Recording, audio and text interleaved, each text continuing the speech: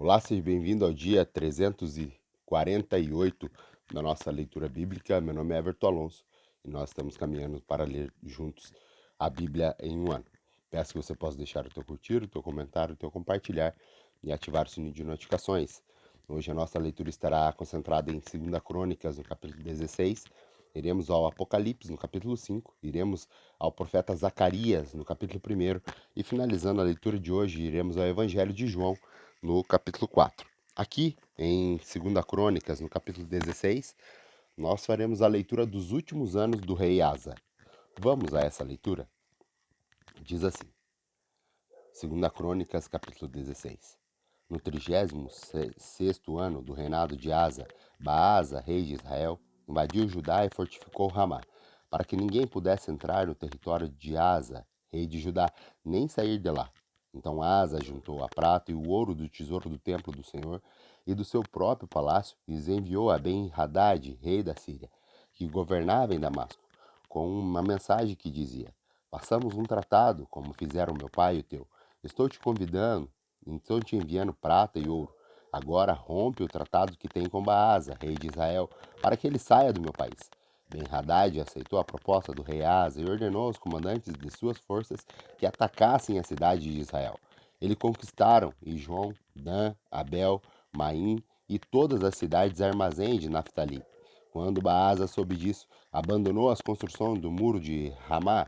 Então o rei Asa reuniu todos os homens de Judá e eles retiraram de Ramá as pedras e as madeiras que Baasa estivera utilizando. Com esse material, Asa fortificou Geba e Mispa.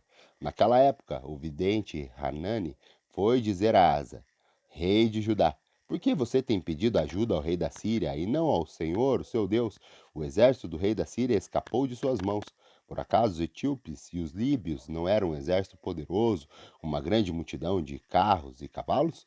Contudo, quando você pediu ajuda ao Senhor, ele os entregou às suas mãos, pois os olhos do Senhor estão atentos sobre toda a terra, para fortalecer aqueles que dedicam totalmente o coração. Nisso você cometeu uma loucura. De agora em diante terá que enfrentar guerras. Asa irritou-se contra o vidente por causa disso. Ficou tão indignado que mandou prendê-lo. Nessa época, Asa oprimiu brutalmente alguns do povo. Os demais acontecimentos do reinado de Asa, do início ao fim, estão escritos nos registros históricos dos reis de Judá e de Israel. No 39º ano do seu reinado, Asa foi atacado por uma doença nos pés.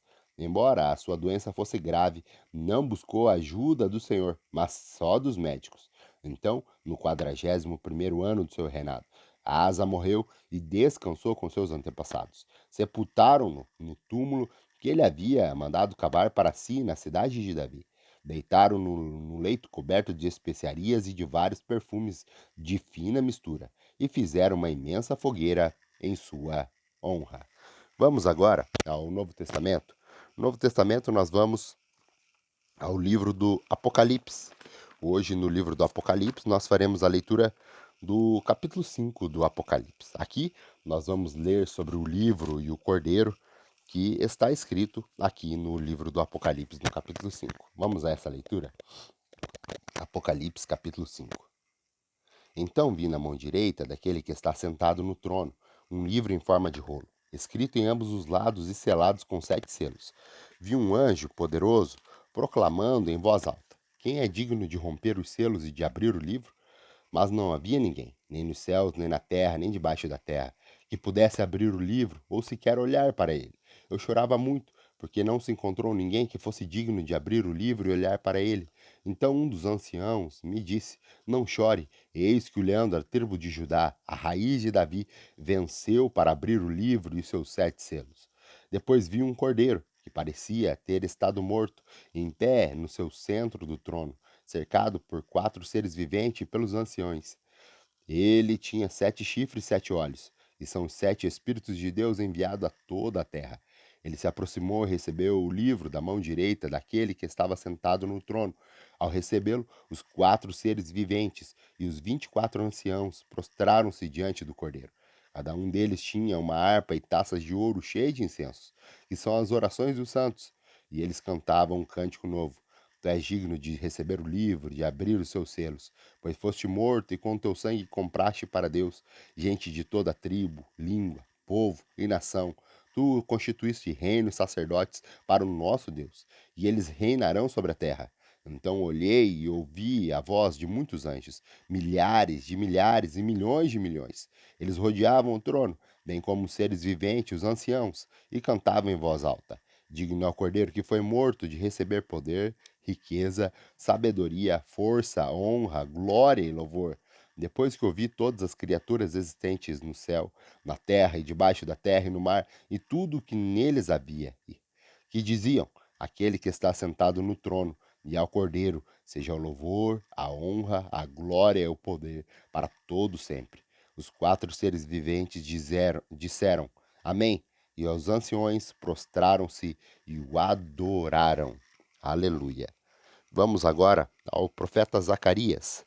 Aqui no profeta Zacarias nós faremos a leitura do primeiro capítulo hoje do profeta Zacarias, que é o penúltimo profeta do Antigo Testamento e também um profeta menor.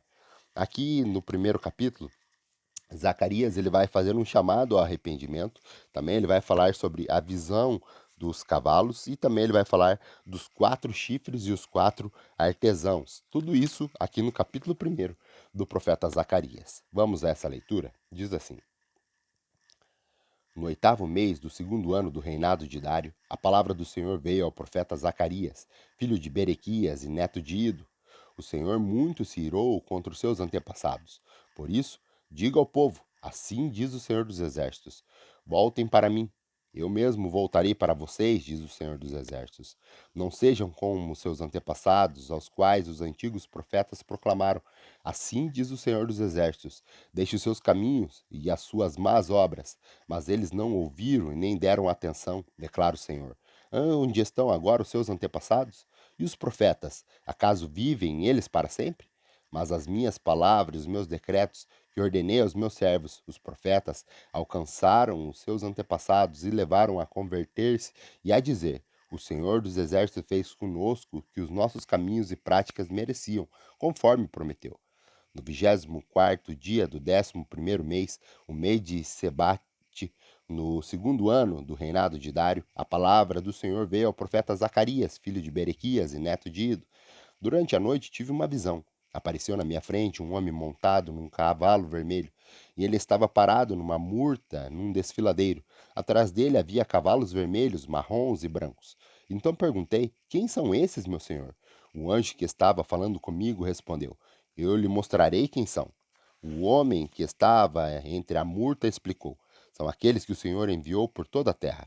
E eles relataram ao anjo do Senhor que estava entre as murtas: Percorremos toda a terra e a encontramos em paz e em tranquilidade. Então o anjo do Senhor respondeu: Senhor dos exércitos, até quando deixarás de ter misericórdia de Jerusalém e das cidades de Judá, com as quais está indignado há 70 anos? Então o Senhor respondeu palavras boas e confortadoras ao anjo que falava comigo. E o anjo me disse: Proclame, assim diz o Senhor dos exércitos. Eu tenho sido muito zeloso com Jerusalém e Sião, mas estou muito irado contra as nações que se sentem seguras, porque eu estava apenas um pouco irado com o meu povo, mas eles aumentaram a dor que ele sofria. Por isso, assim diz o Senhor: Estou me voltando para Jerusalém com misericórdia, e ali o meu templo será reconstruído.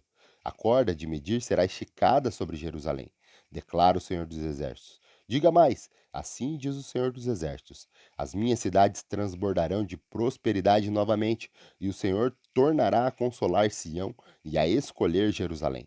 Depois eu olhei para o alto e vi quatro chifres. Então perguntei ao anjo que falava comigo: O que é isso? Ele me respondeu: São os chifres que dispersaram Judá, Israel e Jerusalém. Depois o Senhor mostrou-me quatro artesãos e eu perguntei: O que eles vêm fazer? E ele respondeu: Ali estão os chifres que dispensaram Judá ao ponto de ninguém conseguir sequer levantar a cabeça. Mas os artesãos vieram a aterrorizar e quebrar esse chifre das nações que se levantaram contra o povo de Judá para dispersá-los. Vamos agora à nossa última leitura. A nossa última leitura de hoje está lá no Evangelho de João, no capítulo 4. Aqui nós vamos encontrar Jesus conversando com uma mulher samaritana. Nós vamos encontrar também os discípulos voltando da cidade. Nós vamos vendo muitos samaritanos crendo em Jesus. E nós vamos ver Jesus também curando o filho de um oficial. Tudo isso aqui no capítulo 4 do Evangelho de João.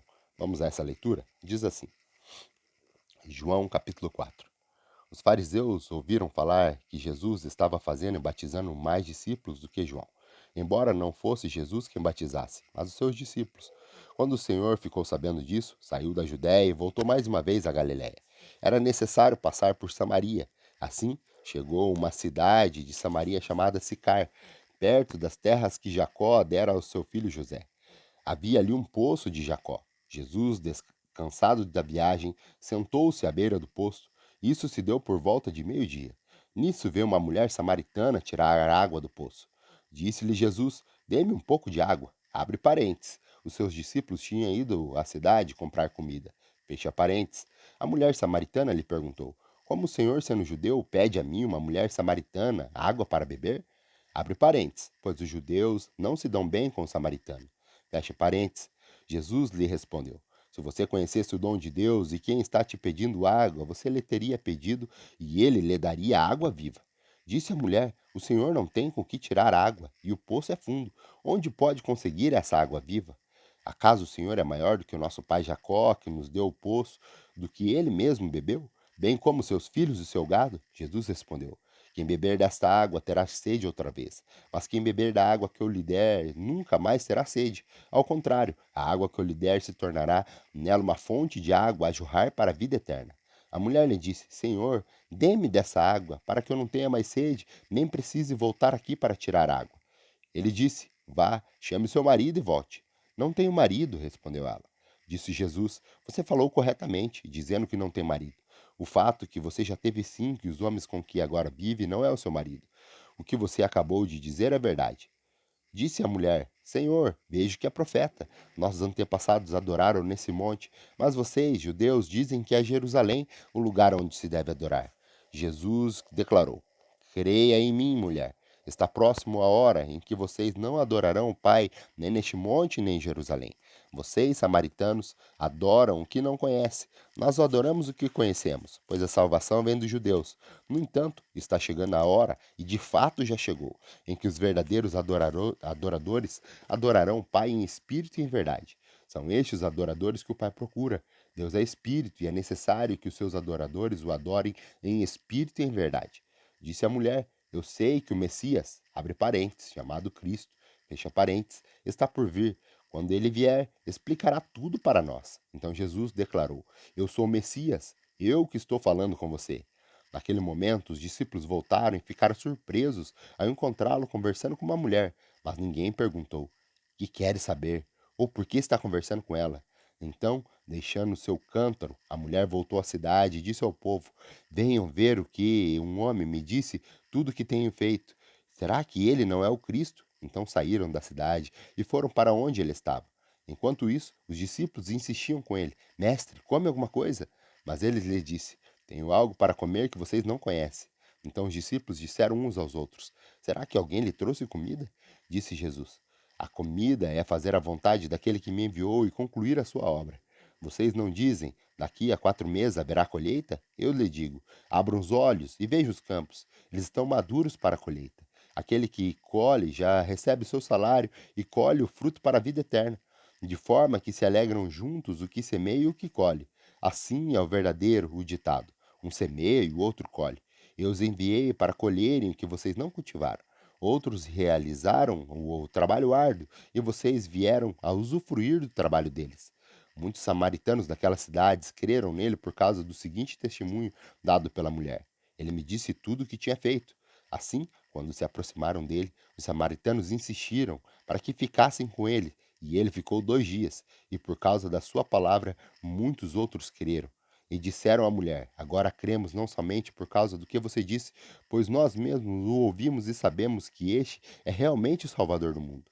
Depois daqueles 2 dias, ele partiu para a Galiléia. Abre parênteses, o próprio Jesus tinha afirmado que nenhum profeta tem honra em sua própria terra. Fecha parênteses.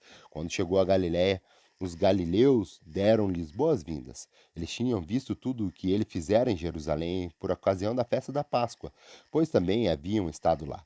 Mas uma vez ele visitou Caná da Galiléia, onde tinha transformado água em vinho, e havia ali um oficial do rei, cujo filho estava doente em Cafarnaum. Quando ele ouviu falar que Jesus tinha chegado a Galiléia, vindo da Judéia, procurou e o suplicou que fosse curar seu filho, que estava à beira da morte. Disse-lhe Jesus: Se vocês não virem sinais e maravilhas, nunca crerão. O oficial do rei disse: Senhor, vem, antes que o meu filho morra. Jesus respondeu: Pode ir, o seu filho continuará vivo. O homem confiou na palavra de Jesus e partiu. Estando ele ainda a caminho, seus servos vieram ao seu encontro com a notícia que o menino estava vivo. Quando perguntou a que horas o seu filho tinha melhorado, eles disseram: A febre o deixou ontem, a 1 hora da tarde. Então o pai, constante que aquela hora fora exatamente a hora em que Jesus lhe dissera: O seu filho continuará vivo. Assim creram ele e todos os da sua casa. Esse foi o segundo sinal milagroso que Jesus realizou depois que veio da Judéia para a Galiléia. Grato pela tua companhia. Se o Senhor nos permitir, nós retornamos amanhã com mais um episódio da leitura bíblica. Até lá.